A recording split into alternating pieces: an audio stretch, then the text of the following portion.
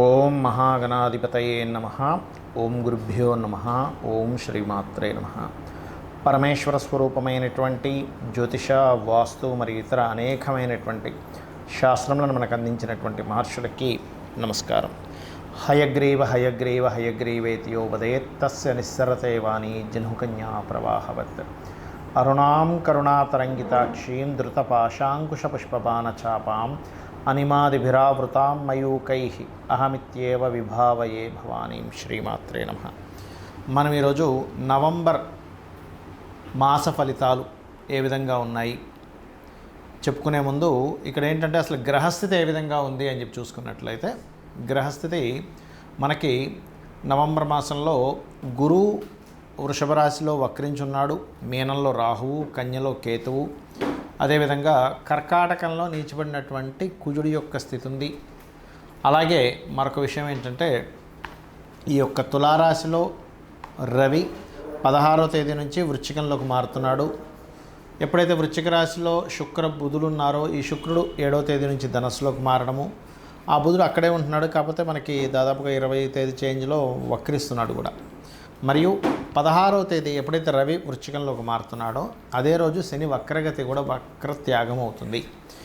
ఈ యొక్క గ్రహస్థితిని అనుసరించి ద్వాదశ లగ్నాల వారికి మరియు ద్వాదశ రాశుల వారికి, లగ్నం తెలిస్తే లగ్నం నుంచి చూసుకోండి, లేదంటే రాశి మాత్రమే తెలుసు అనుకునేటువంటి వారు ఆ రకంగా రాశి నుంచి చూసుకోవచ్చు. అయితే మీకు ఏ విషయాలు జరగనున్నాయి, ఎటువంటి విషయాల పట్ల జాగ్రత్త వహించాలి, ఏ దేవతారాధన చేసుకోవాలి, ఏ గ్రహారాధన చేసుకోవాలి అనేటువంటి విషయాలు చెప్తుంది నేనైనప్పటికీ కూడా చెప్పిస్తుంది సాక్షాత్ లలిత అమ్మవారిగా భావిస్తూ ఒక్కొక్క లగ్నం లేదా రాశి గురించి తెలుసుకుందాం. మీన లగ్నము, మీన రాశి. మీనం వారికి కనుక చూసుకున్నట్లయితే లగ్నంలో రాహు సంచారం అనేటువంటిది కొంత ఊహ, అంటే ఏదో జరిగిపోతుంది, మనం చాలా కేర్గా ఉండాలనేటువంటి తత్వాన్ని మీకు ఇస్తూ ఉంటుంది. అలాగే ఎప్పటి నుంచో రావాల్సిన ధనం బికాజ్ ఆఫ్ మీ లగ్నాధిపతి 3వ స్థానంలో ఉండి వక్రించాడు. ఎప్పుడైతే ఈ వక్రగతి అనేటువంటిది గురువుకి జరిగిందో, గతంలో ఒక జాబ్ చేశాము, ఆ జాబ్లో ఏదైనా ధనం రావాలి, దానికి రావాల్సిన ధనం వెనక్కి రావడం అంటే చాలా స్పష్టంగా చూపిస్తుంది. అదేవిధంగా ధనాధిపతి కూడా కాస్త నీచభంగ రాజయోగాల్లో ఉన్నాడు కాబట్టి కొన్ని లక్కీగా కలిసి రావడం అంటూ ఉంటారు. అలా లక్కీగా, ఎందుకంటే 5వ స్థానంలో నీచబడ్డ కుజుడు, 8వ స్థానంలో నీచబడ్డటువంటి రవి. సో ఈ కుజరవి యొక్క సంబంధం అనేటువంటిది ఎలా ఉంటుందంటే, అనుకోకుండా సడన్గా కొన్ని కలిసి రావడం అనేటువంటిది చాలా స్పష్టంగా ఇస్తుంది. అలాగే 4వ స్థానంలో బుధ గ్రహం ఏదైతే ఉందో, ఈ బుధుడు ప్రత్యేకంగా మనకి భాగ్యస్థానంలో ఎప్పుడైతే ఉంటున్నాడో ఇది కొంత విద్యాయోగాన్ని ఇస్తుంది. బికాజ్ ఆఫ్ సహజంగానే బుధుడు విద్యాయోగ కారకుడు. కాకపోతే బుధరాశుల్లో కొంచెం కేతు ఉన్నందుకు కొంచెం గణపతికి రెగ్యులర్గా చేస్తూ ఉండండి. పిహెచ్డీ చేసేటువంటి వారు, రీసెర్చ్ రంగాల్లో ఉండేటువంటి వారికి చాలా బాగుంటుంది. కాకపోతే ఇక్కడ 5వ స్థానంలో కుజుడు ఉన్నందుకు, లగ్నంలో రాహు, పంచమంలో కుజుడు ఉన్నప్పుడు సహజంగానే ప్రెగ్నెన్సీతో ఉండేటువంటి లేడీస్ కొంచెం జాగ్రత్తగా ఉండాలి.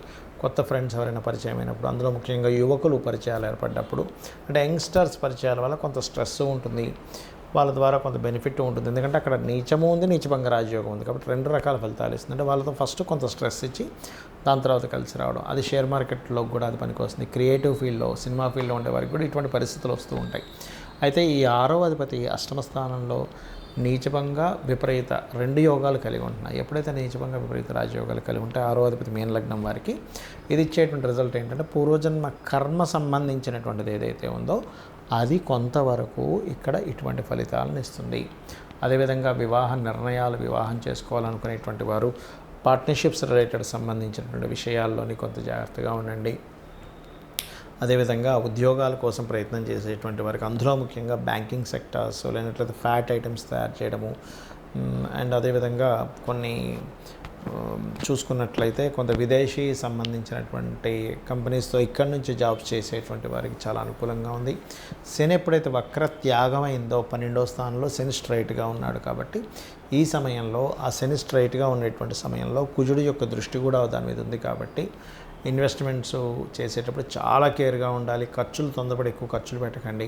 ఎక్కువ ఖర్చుల్లోకి తీసుకెళ్తుంటుంది, రూపాయితో అయిపోయేది 2 రూపాయలు తీసుకెళ్తూ ఉంటుంది. కాబట్టి మీరు ఏం చేస్తారంటే, మీకు దగ్గరలో ఆంజనేయ స్వామి కానీ లేనట్లయితే నరసింహస్వామి ఆలయం ఉన్నట్లయితే అక్కడికి వెళ్ళి ఏదైనా సేవ చేయండి. అక్కడ అంటే ప్రసాదం పంచడం కానీ, ఏదైనా కొంచెం చెత్తగా ఉంటే క్లీన్ చేసేసేయడం కానీ, ఏదైనా అక్కడ గోవులకి, గోశాల గోవు ఉంటే వాటిని కొంచెం కడగడం కానీ, అంటే ఏదైనా ఒక సేవ ప్రసాదాలు ఇస్తారా, లేనట్లయితే అక్కడికి వెళ్ళి పువ్వులు తీసుకెళ్ళి అక్కడ వాటిలో పాల్గొంటారా నరసింహస్వామి ఆలయంలో, ఇంకేదైనా చేయండి, ఖచ్చితంగా మీకు మంచి ఫలితాలు వస్తాయి. మరియు వీలైనంత మటుకు ప్రదక్షిణం ఎక్కువగా చేస్తూ ఉండండి. రావి చెట్టు చుట్టూ కానీ నరసింహస్వామి చుట్టూ కానీ చేస్తూ ఉన్నట్లయితే మీకు అన్ని విధాలా బాగుంటుంది. మరి లగ్నము రాశి ఇవేమీ తెలియవండి.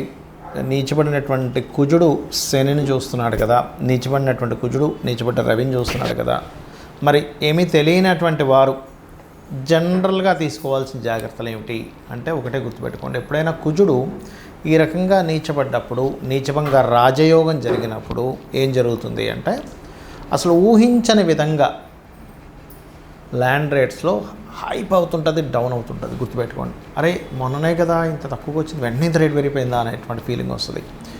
అలాగే రాజు కారకుడైనటువంటి రవి మీద కుజుడు దృష్టి, దీనివల్ల ఏంటంటే కొంచెం దేశాల మధ్య ఉండేటువంటి తీవ్రత పెరుగుతుంది. ఎందుకంటే ఇక్కడ శనిని కూడా కుజుడు చూస్తున్నాడు. ఇది గోచారంలో జరిగేవి. మరి జనరల్ పబ్లిక్ ఎటువంటి జాగ్రత్తలు తీసుకోవాలి? ముఖ్యంగా ఎవరైనా సరే ల్యాండ్స్ తీసుకునే విషయంలో, ప్రాపర్టీస్ తీసుకునే విషయంలో, వాహనాల మీద వెళ్ళేటువంటి అంశాల్లో జాగ్రత్తగా ఉండాలి. అలాగే కొన్ని వివాహ నిర్ణయాలు, ఎందుకంటే సప్తమ స్థానంలో రవి ఉన్నాడు కదా, నీచభంగ రాజయోగం జరిగినప్పుడు ఏమవుతుందంటే ఇంక ఈ వ్యక్తికి వివాహం అవ్వదు అనుకునేవి కూడా జరుగుతుంటాయి ఈ నీచభంగ రాజయోగం వల్ల. అలాగే కొత్త వ్యాపారాలు ఎవరైనా ప్రారంభించినప్పుడు, ఎందుకంటే న్యాచురల్ 11th హౌస్లో శని ఉన్నాడు, దాని మీద కుజుడు దృష్టి ఉంది. మరి దీనికి అందరూ చేసుకోవాల్సిన రెమెడీ ఏమిటి చూసుకున్నట్లయితే, నవగ్రహాలు ఉంటాయి మనకి. నవగ్రహాల్లో ప్రత్యేకంగా మీరు కుజగ్రహము, రవిగ్రహము, శనిగ్రహము, ఈ 3 తీసుకోండి. ఈ 3 దగ్గర దీపారాధన చేయండి. మీ లగ్నం ఏంటి, నక్షత్రం ఏంటి ఏమీ అక్కర్లేదు. అదేవిధంగా వీలైతే చండీ పారాయణము, చండీ వినడము, పారాయణం చేసే దగ్గర కూర్చోవడము, పార్టిసిపేట్ చేయడం చేయండి. సూర్య నమస్కారాలు చేసుకోండి. గోవుకి క్యారెట్స్, బెల్లము తినిపించండి, ఖచ్చితంగా బాగుంటుంది. అయితే ఒకటే గుర్తుపెట్టుకోండి, మనకి గోచారంలో గ్రహాలు ఏ విధంగా ఉన్నప్పటికీ కూడా ఒకటేంటంటే మీ జన్మజాతకంలో అసలు గ్రహస్థితి ఎలా ఉందనేది మోస్ట్ ఇంపార్టెంట్. ఎవరైనా సరే ఈ జన్మలో మనం ఇక్కడికి వచ్చి అనుభవిస్తున్నాం, ఒక మంచి కావచ్చు, ఒక ఇబ్బంది కావచ్చు అనుభవిస్తున్నాం అంటే పూర్వజన్మలో మనం చేసుకున్న పుణ్యము, లేదా మనం తెలుసో తెలియకో చేసిన తప్పిదాల వల్లే అనుభవిస్తూ ఉంటాడు మనిషి. అలాగే మరొకటి కూడా ఉంటుంది, మన పూర్వీకులు ఇప్పుడు చూడండి, మనం తండ్రో తాతో ముత్తాత వాళ్ళు చనిపోయిన వాళ్ళకి పిండ ప్రదానాలు, ఆబ్దికాలు చేస్తూ ఉంటారు. అవి చేసేటువంటి సరిగ్గా లేకపోయినా, అంటే మీరు ఇంతకుముందు ఎత్తినటువంటి జన్మలకు సంబంధించిన వాళ్ళు ఎవరైనా సరిగ్గా చేయకపోయినా కూడా మీరు ఇక్కడ ఇబ్బంది పడుతుంటారు, అది గుర్తుపెట్టుకోండి. కాబట్టి మీరు చేయవలసింది ఏమిటంటే, అమావాస్యకి మీ పితృదేవతల కోసమని మీరు దానం ఇవ్వడం. ఎందుకంటే పితృదేవత అనుగ్రహం కూడా చాలా ముఖ్యం. అదేవిధంగా మీ జన్మజాతకంలో లగ్నం ఎలా ఉంది అంటే, మీరు ఎందుకు ఎప్పుడు ఏ ఆరాధన చేస్తే స్ట్రెంత్ అవుతారు, మీ ధనయోగాలు ఎలా ఉన్నాయి, అసలు ఏ గ్రహం ఇస్తుంది మీకు ధనయోగాన్ని, ఏ పీరియడ్లో ఎక్కువ ధనయోగాలు ఉన్నాయి, మీ ప్రయత్నం చేయాలంటే ఏం చేయాలి, ప్రాపర్టీ ఏ డైరెక్షన్లో మీకు ఉంటే కలిసి వస్తుంది. అదేవిధంగా ఉద్యోగమా, వ్యాపారమా, లైఫ్లో టర్నింగ్ పాయింట్ ఏమిటి, ఎక్కడ ఇన్వెస్ట్మెంట్ చేయాలి, విదేశాలకు వెళ్తే బాగుంటుందా, ఇలా 1-2 కాదు. ఇప్పుడు చాలామంది ఏం చేస్తారంటే, వివాహ సమయం ఒకటి ఉంటే అది తెలుసుకోకుండా వివాహం అనుకూలించని సమయంలో ప్రయత్నం చేసేసి హడావిడిగా వివాహం చేసుకుంటారు. అప్పుడు ఆ కాలం అనుకూలించట్లేదు కాబట్టి మీకు అది కనెక్ట్ అవ్వదు. అంటే ఎలా అంటే, ఇప్పుడు చూడండి, బాగా ఎండాకాలం ఉంది, బాగా పెద్ద స్వెటర్ వేసేసుకున్నాం, ఏమవుతుంది, ఉక్కబెట్టేసి ఉంటుంది లోపల, ఉండలేడా అవి ఎండకి. అలా కాకుండా చలికాలం అయితే ఉంటారు. అంటే కాలం బట్టి మన దుస్తులు, మనం చేసేటువంటివి ఎలా ఉంటాయో, ఎట్ ది సేమ్ టైం మీకు అనుకూలించేటువంటి వివాహ సమయము, అనుకూలించేటువంటి విదేశీ యోగము, అనుకూలించేటువంటి కొన్ని ఇన్వెస్ట్మెంట్ సమయాలు ఉంటాయి. అది తెలుసుకోకుండా చేసేటువంటి మిస్టేక్స్ వల్ల ఇబ్బంది వస్తూ ఉంటుంది. అదేవిధంగా కొంతమంది వ్యాపార విషయాల్లో కూడా ఏ వ్యాపారం కలిసి వస్తుందో చూసుకోకుండా వ్యాపారాల్లోకి ఎంటర్ అవ్వడం, తద్వారా ఇబ్బంది పడడం జరుగుతూ ఉంటుంది. అలాంటప్పుడు అసలు ఎట్లాంటి వ్యాపారాలు, సర్వీసెస్ ఇచ్చేవేమైనా పనికి వస్తాయా, లేదంటే జాబే చేసుకోవాలా, ఇంకేదన్నా అనేటువంటిది మీ పర్సనల్ చార్ట్లో ఉంటుంది. ఇలాంటి చిన్న తప్పిదాల వల్ల కూడా మనం ఇబ్బంది పడుతూ ఉంటాం. అయితే ఒకటే చెప్తానని మీకు, ఏది ఎలా ఉన్నా అమ్మవారి పాదాలను ఆశ్రయించి నిత్యము అమ్మవారి ఆరాధన, లలితా సహస్రనామాలు చేయండి. మీ జాతకం ఎలా ఉన్నా కూడా అమ్మవారే మిమ్మల్ని దగ్గర నుండి చూసుకుంటుంది. శ్రీమాత్రే నమః.